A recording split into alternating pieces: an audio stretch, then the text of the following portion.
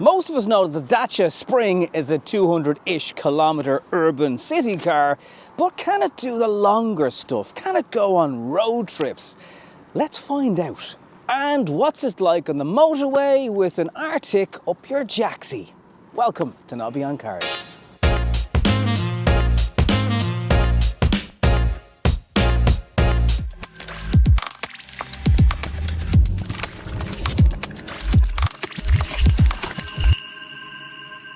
And yeah, here I am, many kilometers from my house where I film so many of these car reviews. So I am not giving this Spring any special treatment to film it closer to home. In fact, this is one of the furthest away reviews I've done in quite a while. Now I got here on the M50. It can keep up in the overtaking lane, maxes out at about 130 kilometers an hour for those of you watching where you can do that kind of speed. But the point is, it's not really a motorway car. It can do it. I am more comfortable driving on the left in the inside far left lane, about 80-90 kilometers an hour, and this thing will chug along at about 15 kilowatt hours per 100 kilometers doing that speed, which would suggest if you're going to take this on a motorway, you're talking maybe 150 kilometers from a full charge. Remember, WLTP is about 220. So this is the 65 brake horsepower version. All versions have the same size battery, 25 kilowatt hour usable. You'll charge a little bit more into that. Now you can get a version without a DC charger on the front, not coming to Ireland. Here's where it pops in. You plug it in, you'll do it in about 4.5 hours at home. And here's the thing, last night I plugged this in and I put 12 kilowatt hours into the battery, and that cost me €1.20. And there are cheaper tariffs than that on the market. All you need is an EV night rate with your electricity provider. So I don't care what anyone else says. You can't argue with how cheap it is to put fuel into the Spring. You can buy the Y clips for the car, which give you lots of add-on bits for accessories, and you can get an insert that goes effectively where a frunk would be. However, be careful putting your Type 2 charging cables in there, because whether it's from car washing or the weather, I found that was just a well for water, and you don't want your connectors sitting in that. So when you get the luxury of living with the car for a week or so, you get to notice things. So yes, these look nice, the copper mirror, but as well as the heating element in the rear window, these aren't heated. So bring yourself a cloth to demist them on cold mornings. A little reminder, we have what Dacia call a streetscape on the lower part of the front bumper and also on the rear. That is also to remind you that it is essentially a car for urban living.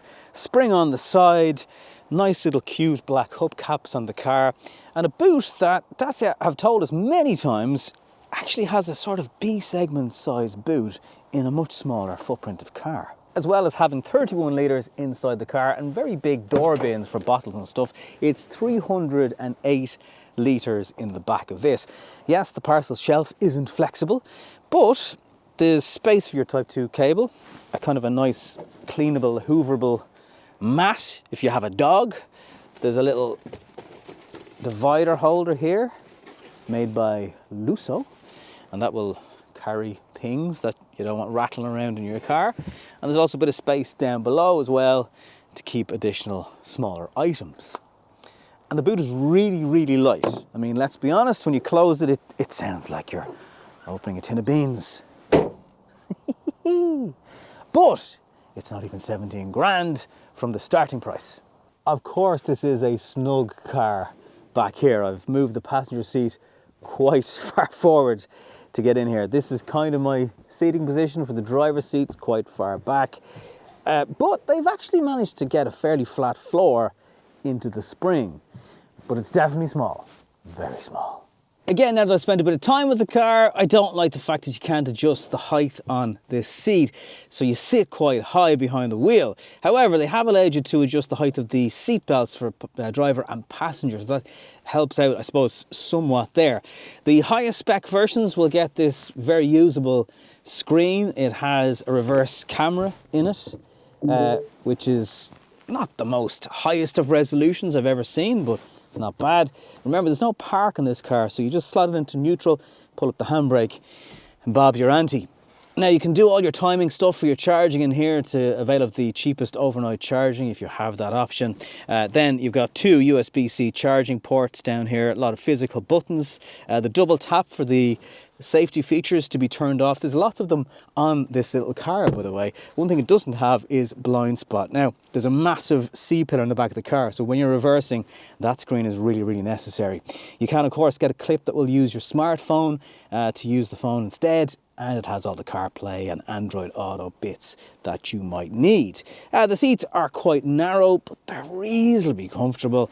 Good bit of space down here, your gear selector, and nice bright crisp display graphics here. A lot of physical buttons also, cruise control, some more floating shelf areas. Again, they've squeezed a lot into what is a very small little car. But can you take it on the motorway? What's it like when it comes to just maneuvering in traffic? That's probably what you really want to know about the Spring. I'm sure you've watched other videos, you've seen the interior, you know how efficient it can be, and the fact that even the highest spec is less than 20 grand in Ireland. But you're also probably interested in the Hyundai Inster, which is a very interesting car. Hoping to get a look at that very, very soon. A lot of people say that'd be the car they'd go for if they were going for this size of car. But this is still a little bit cheaper.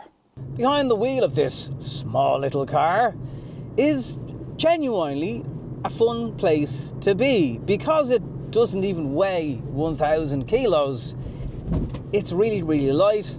The suspension is forgiving over the endless ramps that you find around city centres. And actually, the bite point on the brakes are a lot better than a lot of electric cars.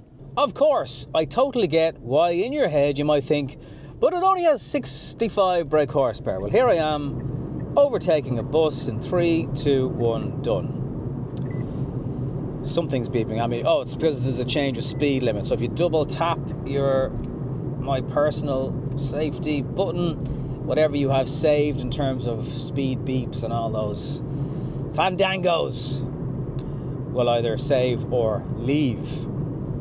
Flick it through a little roundabout and it behaves itself very well. And now I'm in school run traffic, and again we're keeping up with everybody. And it does do that on the motorway.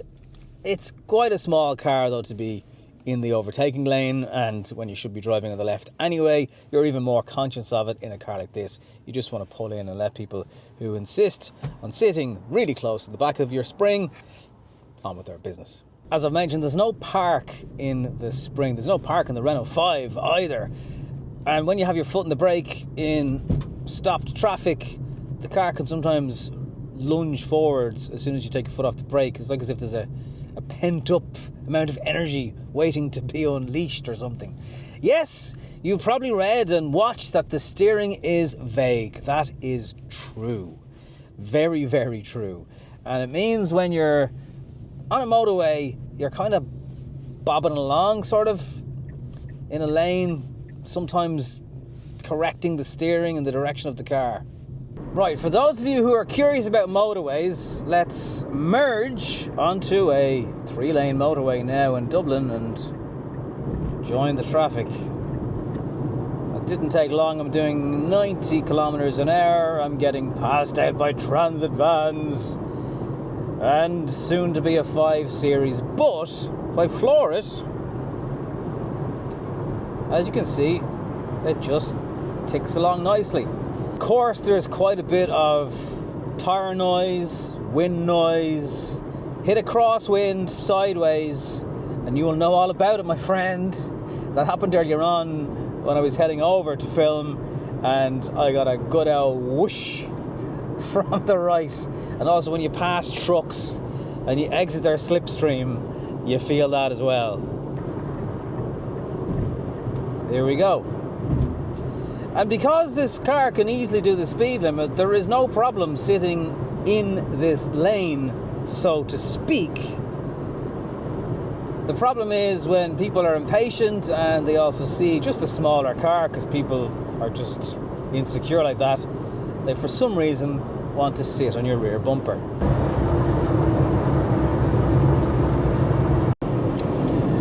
One of the big problems with this car is the likes of that idiot who's literally up the back of the car. And he's just mouthing off, being an idiot.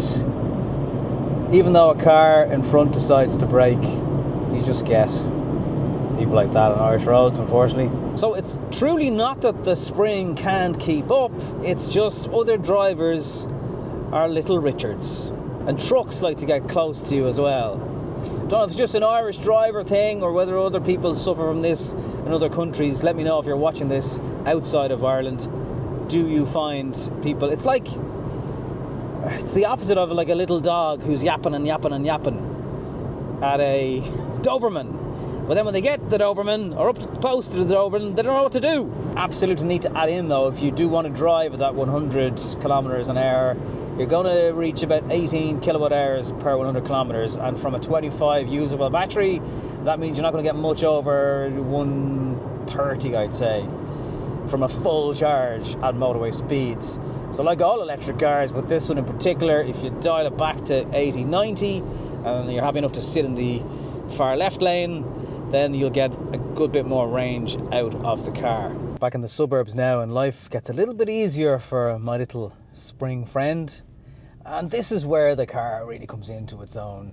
You're just doing stop-start traffic, no landscape gardeners behind you. You run to the shops, you do the school run, whatever it is. This thing is just easy to maneuver, it's tiny, you can fit it into a parking space absolutely anywhere, and it's really, really fuel efficient. And now that I'm not moving anywhere great distance wise, I've got 98 kilometers, and I probably don't even need to charge it tonight if I was being honest, because it would sort me in and out of where I need to go tomorrow too.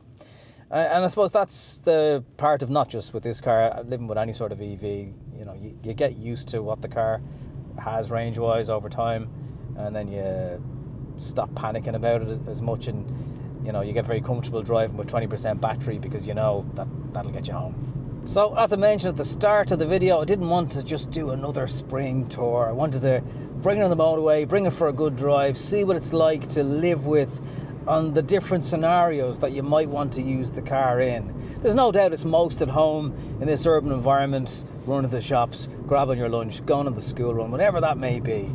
But if you're going to use the car for 90% of that kind of driving, then the Spring will do it. I don't want to say cheap and nasty. Cheap and cheerful is probably a better explanation. You know, the car feels cheap at times. Other times it doesn't. Other times it feels absolutely fine. But there's no getting away from the fact that it is one of the most affordable new cars on sale today.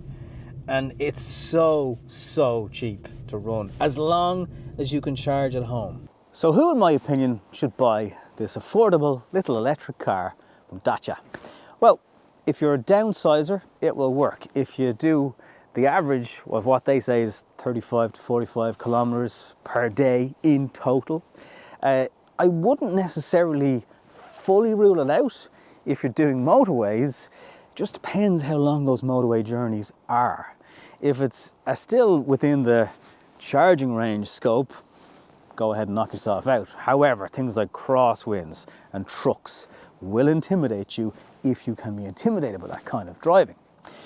If I was regularly doing Dublin to Cork, no, it's just not that kind of car. But it is a car that could easily slot into another car on the driveway, the one for the local errands, shall we say.